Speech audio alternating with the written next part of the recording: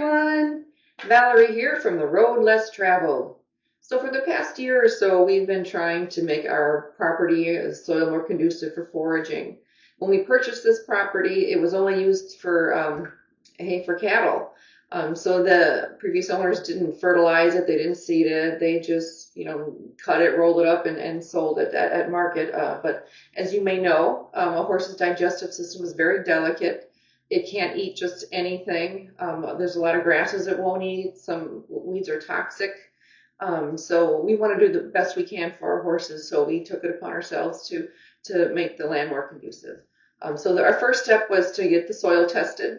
Now there are many options for soil testing kits. You can find them at your local farm supply stores. I've seen them on Amazon. You may even be able to find them at your local nurseries. But we've been lucky enough, fortunate enough, that not too far from us is a local university, the agricultural division, and they did the soil testing for us. We took the samples, we brought it in, and then they tested, and they did a great job. We got all the results back pretty quickly, and they were nice enough to even come out to the property to take a look around and see what weeds were, like this is poisonous and this is okay. And it was a very interesting learning experience. So we were very lucky.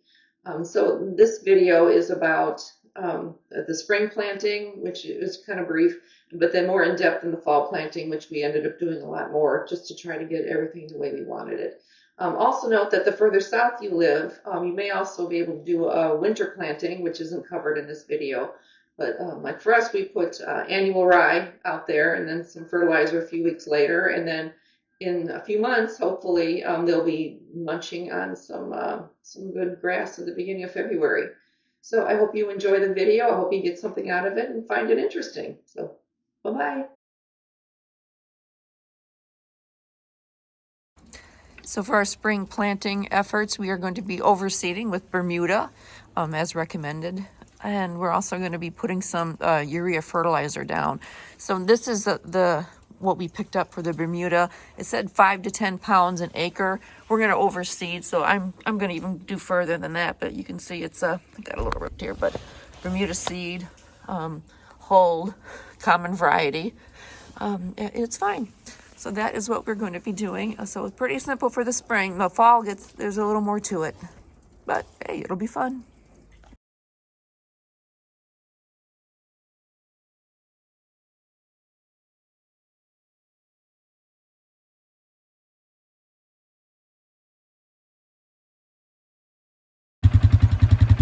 So we call this the choppa. It is a manure spreader for the property. We pull it with our four-wheeler. And this particular batch, this was bin 3. It never quite got up to temperature like it was supposed to. And we just decided to just go ahead and let it finish composting, and then we're just going to spread it on our own property.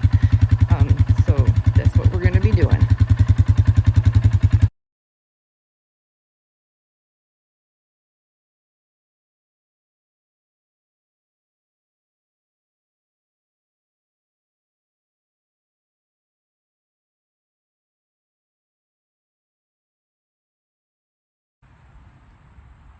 So our next step after cutting back all the grass in the breezeway and pastures 1 and 2 is we decided we're going to aerate, break up the ground a little bit.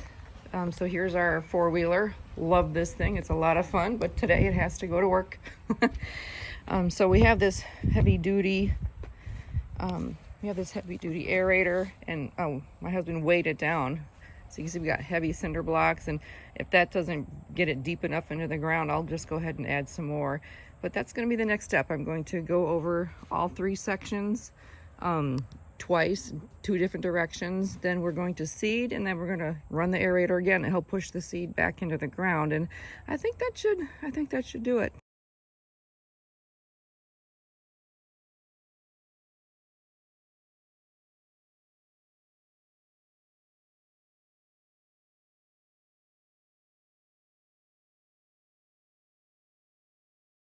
So after doing the aerating and checking out the ground and looking at the size of some of these seeds, we realized that the puncturing the holes with the aerator, even though it's way down, is probably not going to be enough. So to further take care of our land management project and to split up the the grass some more so the seeds can take hold, we put a box blade on the back of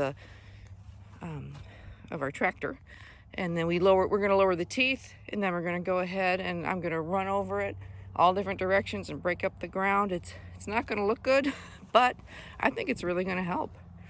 Stay tuned.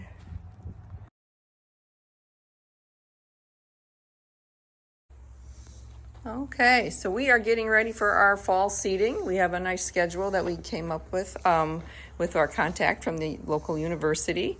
So you can see we have our seeders. They do with a pull behinds, but I prefer this one because I have better control over how much is coming out. And so what we're going to be doing is it's the last week of August, early September, and we are doing Jerry oats. You can see here they are. They're pretty big, good-sized seeds. And this we are doing 80 pounds an acre. So we have about 2 acres that we're going to be seeding. And then also they suggested something called forage brassicas. And the guy at the local co-op said that this is the same stuff. But it looks like game feed. So let's see. Forage rate. I don't know if this is going to be any help, but this is what we're also putting out. And this is only 2 pounds an acre, which is, a big difference from the Jerry oats. But that's going to be going down. I might do a handheld. The seeds are awfully small. I'm not sure if I'm going to mix it with the Jerry oats and just distribute this method or just do it handheld. I don't know. But I'll get my steps in, that's for sure. And we can also do an annual ryegrass, which is this right here. Note there are different types of rye. You want the annual. The other stuff, don't do it. It's not good for your horses. And that, when we do it, it's going to be 20 pounds an acre. And then we put all this down, and then 2 weeks later, we're going to be putting down this nitrogen. It's 4600. It's a urea. It's a premium fertilizer. And that is 110 pounds an acre. So we're going to be putting that down. And we already have a lot of good nitrogen already there from the horse manure when the horses do their business.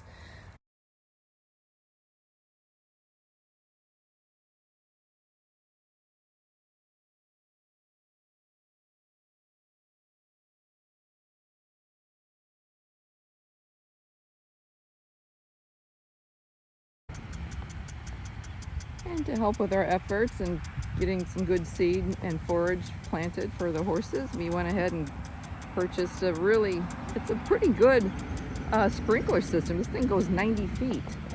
So yay, it's going to be a real big help.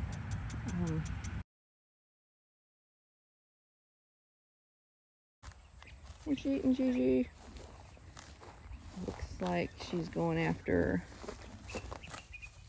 Bermuda. They love the Bermuda. There. Let's see what Dakota's eating.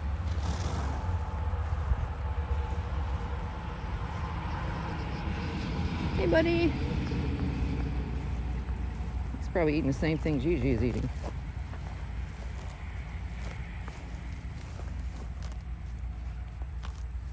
Looks like he's getting the rye. It's got to be the annual rye I put down. Okay.